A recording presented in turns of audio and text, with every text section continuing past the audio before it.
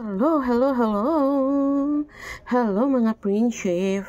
Ito po, magluluto po tayo ng eggplant. Ayan po, magluluto po tayo na ngayon ng eggplant at ito po ang ating isasahog, ang 555 corn tuna. Ayan siya po, spicy po siya guys. Ayan ang ating gagawin, okay?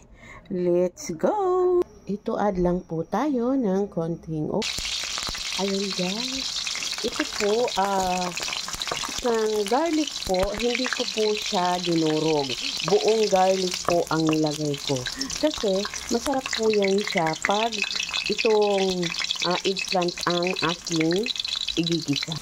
Ito guys, na golden brown na ang ating garlic, kaya isusunod na natin ang ibang panak.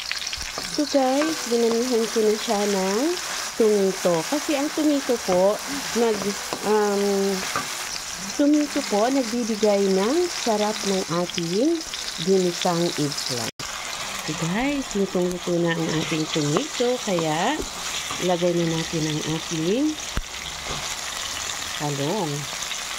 Ayan po. Ayan, takpan lang muna natin ito sandali para maluto ang talong. Maya na natin siya lagyan ng mga spices at saka toyo.